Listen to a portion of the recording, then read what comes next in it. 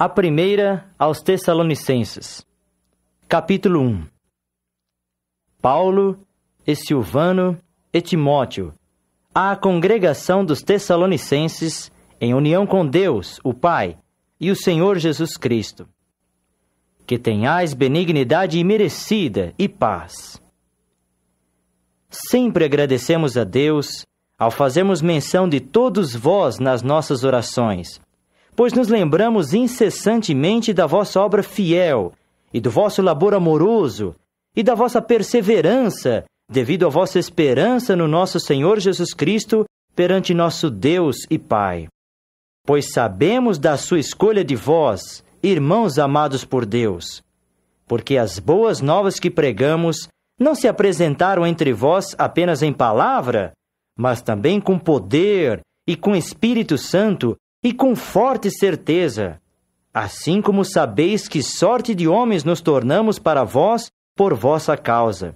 E vós vos tornastes imitadores nossos e do Senhor, visto que aceitastes a palavra sob muita tribulação, com alegria de Espírito Santo, de modo que viestes a ser um exemplo para todos os crentes na Macedônia e na Acaia. O fato é que a palavra de Jeová, partindo de vós, fez-se ouvir não somente na Macedônia e na Acaia, mas em todo lugar em que se espalhou a vossa fé para com Deus, de modo que não precisamos dizer nada. Pois eles mesmos continuam relatando o modo em que primeiro entramos no meio de vós, e como vos voltastes para Deus, desviando-vos dos vossos ídolos, a fim de trabalhar como escravos para um Deus vivente e verdadeiro, e para aguardar o seu Filho vindo dos céus, a quem ele levantou dentre os mortos, a saber, Jesus, quem nos livra do vindouro furor. Capítulo 2. De certo, vós mesmos sabeis, irmãos, que a nossa visita a vós não foi sem resultados, mas que, depois de primeiro termos sofrido e termos sido tratados com insolência em Filipos, conforme sabeis, ficamos denodados por meio de nosso Deus para falar-vos as boas novas de Deus com bastante luta. Pois a exortação que damos não surge de erro, nem de impureza, nem com fraude, mas, assim como por Deus fomos provados aptos para sermos incumbidos das boas novas, assim falamos, agradando não a homens, mas a Deus, que prova os nossos corações. De fato, nunca nos apresentamos, quer com palavras lisonjeiras, conforme sabeis, quer com fingimento para a cobiça. Deus é testemunha. Nem estivemos buscando glória dos homens, não, nem de vós, nem de outros, embora, como apóstolos de Cristo, pudéssemos ser um fardo dispendioso. Contrário, tornamo-nos meigos entre vós, como a mãe lactante que acalenta os seus próprios filhos. Tendo assim terna afeição por vós, de bom grado não só vos conferimos as boas novas de Deus, mas também as nossas próprias almas, porque viestes a ser amados por nós. Certamente vos lembrais, irmãos, de nosso labor e labuta. Foi trabalhando noite e dia para não impormos a nenhum de vós qualquer fardo dispendioso que vos pregamos as boas novas de Deus. Vós sois testemunhas, Deus também o é, de quão leais, e justos, e inculpáveis nos mostramos a vós, crentes. Em harmonia com isso, sabeis muito bem que, assim como o Pai faz com os seus filhos, nós exortávamos a cada um de vós, e vos confortávamos, e vos dávamos testemunho, com o fim de que prosseguisseis andando de um modo digno de Deus, que vos chamou ao seu reino e glória. Deveras, é também por isso que agradecemos a Deus incessantemente, porque quando recebestes a palavra de Deus que ouvistes de nós, vós a aceitastes não como a palavra de homens, mas pelo que verasmente é, como a palavra de Deus, que também está operando em vós, crentes. Pois vós, irmãos, vos tornastes imitadores das congregações de Deus que estão na Judéia, em união com Cristo Jesus, porque também começastes a sofrer as mãos dos vossos próprios conterrâneos, as mesmas coisas que eles também estão sofrendo às mãos dos judeus, que mataram até mesmo o Senhor Jesus e os profetas, e que nos perseguiram. Outros sim, eles não estão agradando a Deus, mas são contra os interesses de todos os homens, visto que tentam impedir-nos de falar a pessoas das nações para que essas se salvem, com o resultado de que sempre enchem a medida de seus pecados. Mas, por fim, veio sobre eles o furor dele. Quanto a nós mesmos, irmãos, orfanados de vós por pouco tempo, em pessoa, não no coração, diligenciamos muito mais do que é costumeiro, com grande desejo, ver o vosso rosto. Por esta razão queríamos ir ter convosco, sim, eu, Paulo, tanto uma vez como uma segunda vez, mas Satanás se interpôs no nosso caminho. Pois qual é a nossa esperança, ou alegria, ou coroa de exultação? Ora, não sois de fato vós, perante o nosso Senhor Jesus, na sua presença? Vós, certamente, sois a nossa glória e alegria. Capítulo 3. Portanto, quando não o suportávamos mais, achamos bom ficar sozinhos em Atenas, e enviamos Timóteo, nosso irmão e ministro de Deus nas boas novas acerca do Cristo, a fim de vos firmar e consolar no que se refere à vossa fé, para que ninguém ficasse vacilante por causa destas tribulações. Pois vós mesmos sabeis que estamos designados a esta mesma coisa. De fato, também quando estávamos convosco, costumávamos dizer-vos de antemão que estávamos destinados a sofrer tribulação, assim como também tem acontecido e como vós sabeis. Deveras, é por isso que, quando não o pude mais suportar, mandei para saber da vossa fidelidade, visto que o tentador, talvez, vos tenha de algum modo tentado, e o nosso labor se tenha tornado em vão. Mas Timóteo acaba de chegar a nós do vosso meio, e nos tem dado as boas novas a respeito da vossa fidelidade e amor, e que continuais a ter sempre boa lembrança de nós, tendo muita saudade de nos ver, do mesmo modo, deveras, como nós também temos. É por isso, irmãos, que temos sido consolados a respeito de vós em toda a nossa necessidade e tribulação, pela fidelidade que mostrastes, porque agora vivemos se vos mantiverdes firmes no Senhor.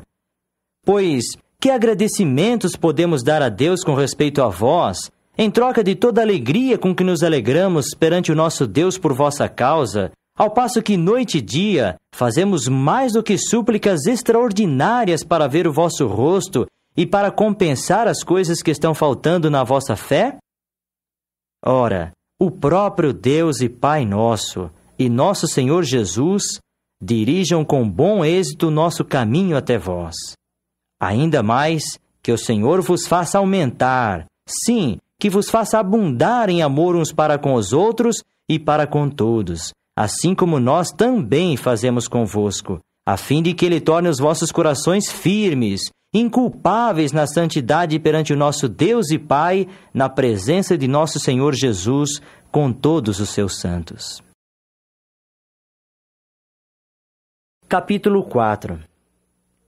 Finalmente, irmãos, solicitamo-vos e exortamo-vos pelo Senhor Jesus, assim como recebestes instrução de nós, quanto a como deveis andar e agradar a Deus, como de fato estáis andando, que persistais em fazê-lo ainda mais plenamente, pois conheceis as ordens que vos demos por intermédio do Senhor Jesus.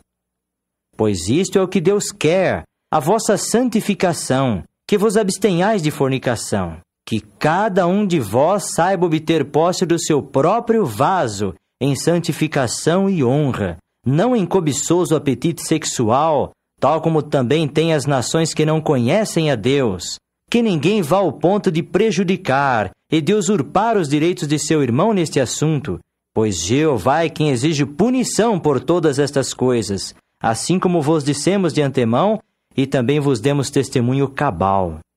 Pois Deus nos chamou, não com uma concessão para a impureza, mas em conexão com a santificação. Assim, pois, quem mostra falta de consideração não desconsidera o homem, mas a Deus que pôs em vós o seu Espírito Santo. No entanto, com referência ao amor fraternal, não necessitais de que vos escrevamos, porque vós mesmos sois ensinados por Deus a vos amardes uns aos outros, e de fato, vós o estáis fazendo para com todos os irmãos em toda a Macedônia. Exortamo-vos, porém, irmãos, a que prossigais fazendo isso em medida mais plena, e que tomeis por vosso alvo viver sossegadamente, e que cuideis de vossos próprios negócios e trabalheis com as vossas mãos, assim como vos ordenamos, a fim de que andeis decentemente para com os de fora e não necessiteis de nada.